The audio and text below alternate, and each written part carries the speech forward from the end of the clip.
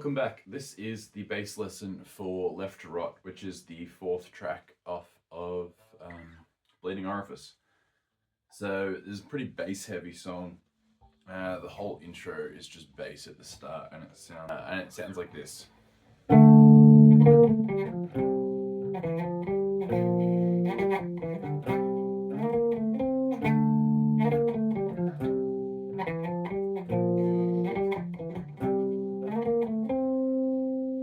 So that's the first part of it. We got like a power chord on the 12th fret of the D string. So it's 12 on the D and it is 14 on the G. And we strum them both at the same time. And then we've got this little bit which is on the G string, it's 15, 14, 12. And then 15 on the D string.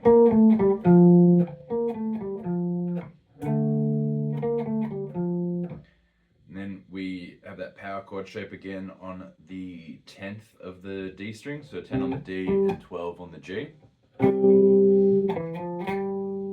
The next part is on the G string, it is 9, 10, 12. And then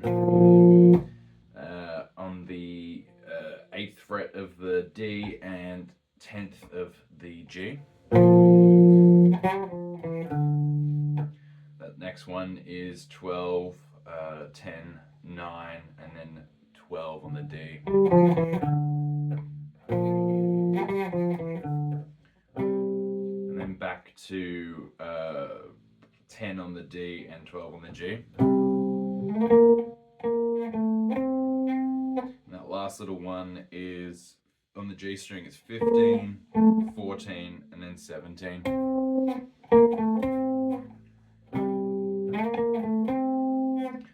So together that sounds like this.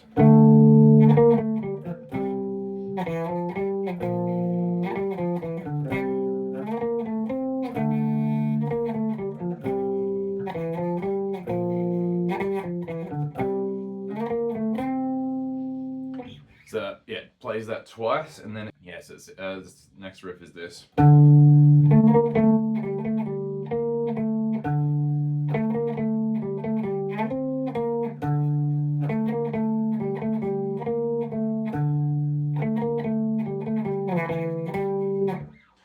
I think it plays through a couple times. So 12 on the D, and we hit it, and when we pull off, it kind of still resonates. So we don't want to accidentally hit that string with our pluck in hand. It's 12 on the D. So that is on the G string, and it's 14, 15, back to 14, and then 12, 14, back to 12, and then it ends on 14, 15. So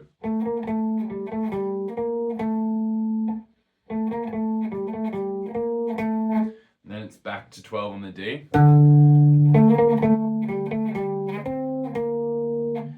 So it's the same thing, but instead of ending on 15, 14, it ends on 17, 15.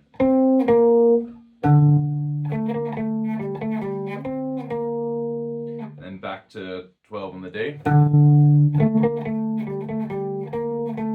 Same as the first time around, and then back to the D on the 12. And instead of ending on the 15, 14, it ends on 9, 12. Altogether, those parts sound like this.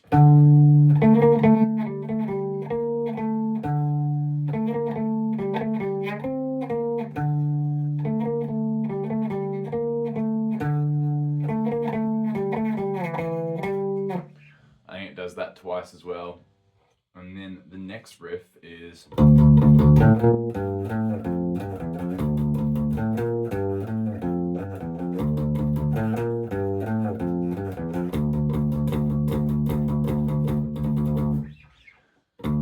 so that is 5 on the A string.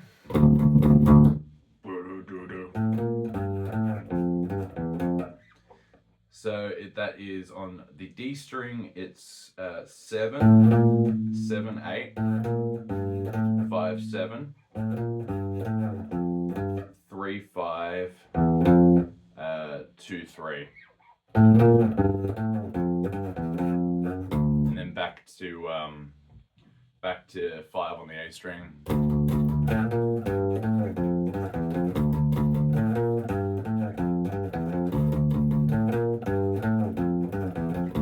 So it does that 3 times, and then the last time around we just stay on 5 on the A. And that's when the guitar and drums kick in, and then it's just the same riff again, but it's got all the other instruments on it.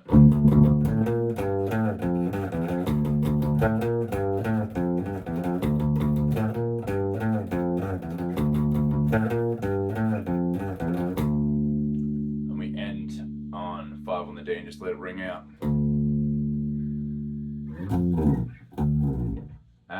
So then the next riff, to get into the next riff, we just do a slide from the 10th fret of the E string all the way down.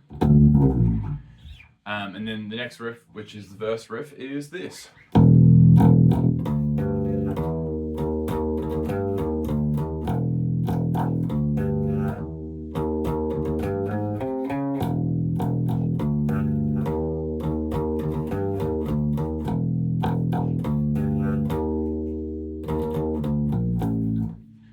So that is open E,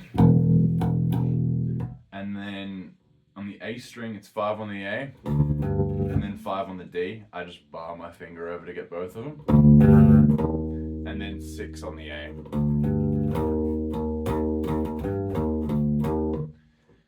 So you hit 6 on the A for a little bit, and then 5 on the D, 6 on the A, 5 on the A, and then 6 on the A as well. Back to the E open. So yeah, that first one around is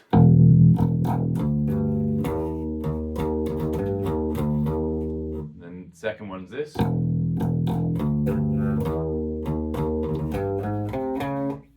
So it's the same, like the start of it's the same, so it's still the open A. So that's the same as last time, and then instead of going, we go. So that is 5 on the D, 6 on the D, and then 5 on the G and 6 on the G. So that sounds like this.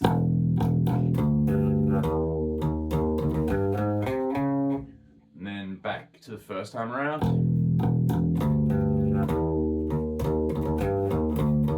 And then this new one is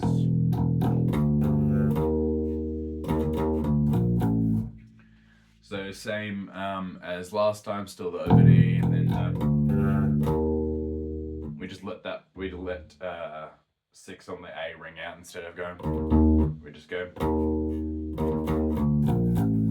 and then it's 6 5 on the A, and then 6 5 on the E. So all together, those 4 parts sound like this.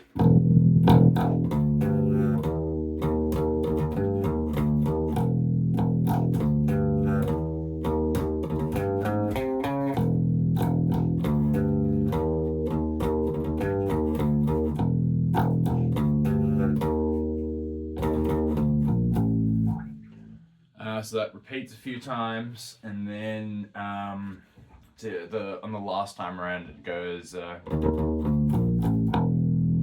We just end it on the open E and it rings out, which leads us to the chorus, I guess. It's maybe like pre-chorus, something like that, which is this riff.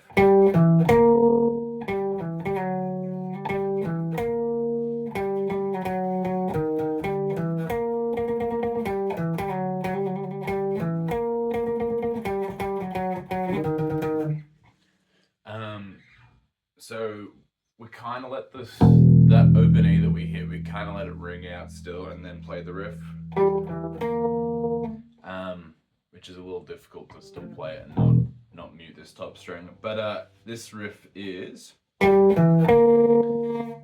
it's on the 12th fret of the G string, 14th on the D, and then 15th on the G.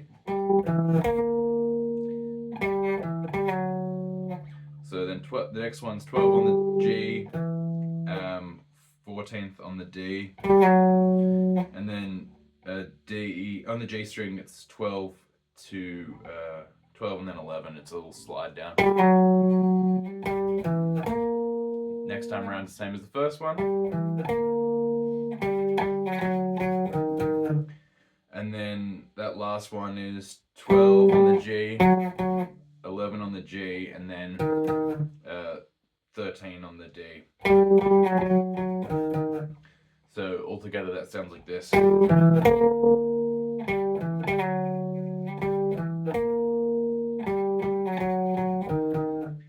And then second time around, it's all the same notes. We just add a little extra stuff to it. So first time is... So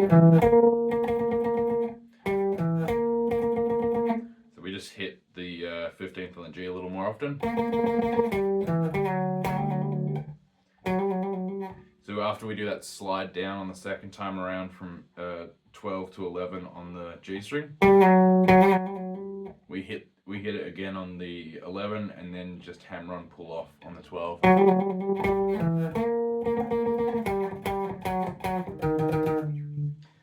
And then last time around it's just a bit more aggressively. So those two parts together sound like this.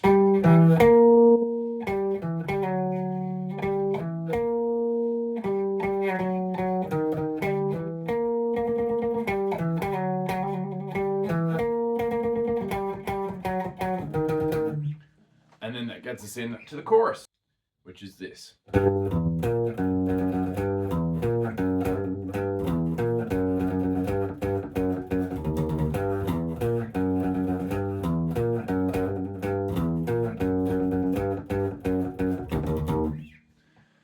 So it's similar thing.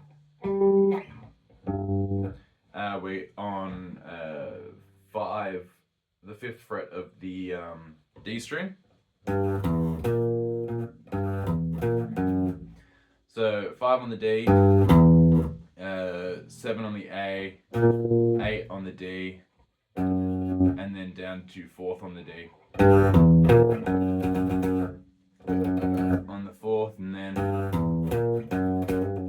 second time around it's the same thing, but instead of going we go, so just hammer on pull off on the from the 4th to the 5th on the D string.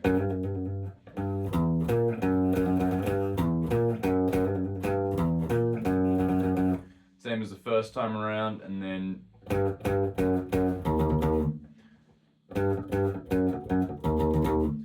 that is 5th on the D, 4th on the D, and then 6th on the A string. So those parts together sound like this.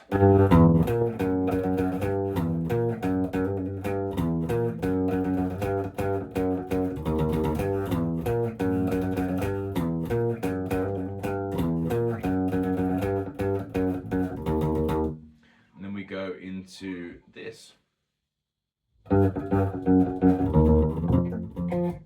so then we go into this, which is like a post-chorus thing, I guess.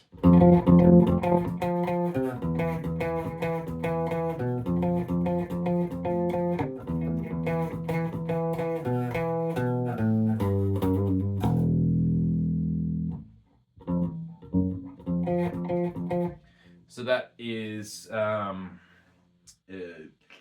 8 on the A string and then 10 on the G string, so we're skipping a string in between. So it's that a few times, and then we hit 10th on the G again, and then 10th on the D. Then Then we go down a fret to 7 on the A and 9 on the G. And then an extra 1 on 9 on the G and then 9 on the D.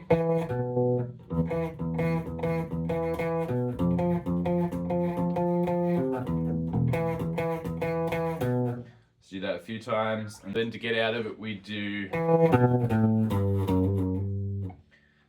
so 9 on the G, 10 on the 10 on the D, 9 on the D, sorry. 7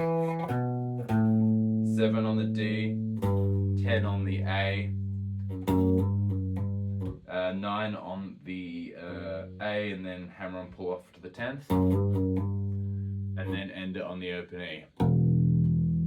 So that's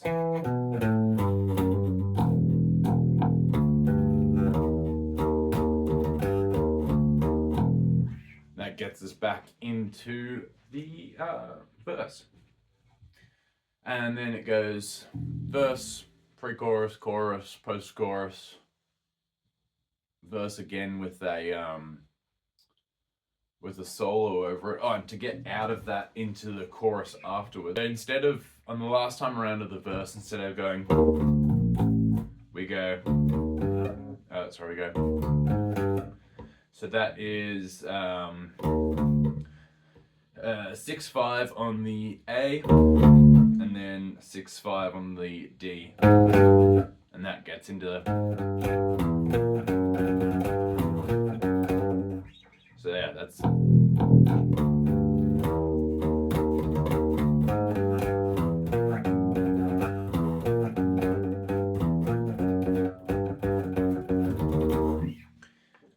And then last chorus, last pre-chorus, and we're done.